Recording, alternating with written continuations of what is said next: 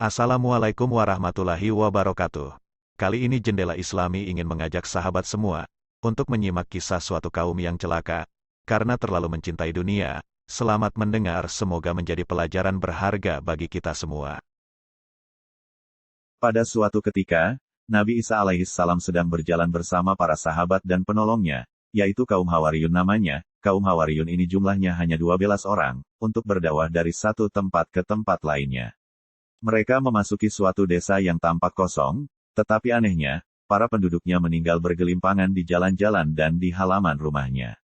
Nabi Isa berkata, "Wahai para Hawariyun, sesungguhnya orang-orang ini meninggal karena kemarahan Allah. Seandainya tidak karena hal itu, tentulah mereka masih sempat untuk saling menguburkan satu sama lainnya."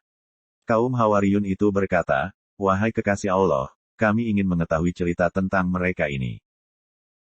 Nabi Isa berdoa kepada Allah agar diberitahukan kepada penduduk desa tersebut. Maka Allah menurunkan wahyu kepada beliau. Apabila waktu malam telah tiba, panggillah mereka. Niscaya mereka akan memenuhi panggilanmu. Ketika malam harinya, disertai para kaum Hawariyun, atau pengikut setianya, Nabi Isa naik di tempat yang agak tinggi, kemudian beliau berseru, "Wahai penduduk desa," dan suatu mukjizat yang memang dianugerahkan Allah kepada Nabi Isa. Muncullah dari arah kegelapan desa itu seseorang yang berkata, "Kami memenuhi panggilanmu, wahai kekasih Allah." Ketika orang itu mendekat, lalu Nabi Isa bertanya, "Bagaimana keadaanmu, dan bagaimana pula ceritamu?" Orang itu menjawab, "Di saat kami bermalam, semua dalam keadaan sehat walafiat, tetapi ketika kami bangun pagi-pagi, sudah di dalam neraka Hawiyah." "Mengapa bisa terjadi demikian?" tanya Nabi Isa lagi. Orang itu menjelaskan, "Semua itu karena kami terlalu mencintai dunia, dan kami patuh kepada orang-orang yang suka berbuat maksiat." Nabi Isa bertanya lagi, "Bagaimana kecintaanmu terhadap dunia?" Orang itu menjawab, "Kami, para penduduk desa ini, mencintai dunia sebagaimana seorang anak kecil mencintai ibunya. Jika dunia itu atau harta benda duniawi datang, kami merasa sangat gembira, tetapi jika dunia itu tidak ada, maka kami sedih dan menangis karenanya." Nabi Isa bertanya, "Bagaimana keadaan teman-temanmu? Mengapa mereka tidak hadir memenuhi panggilanku?"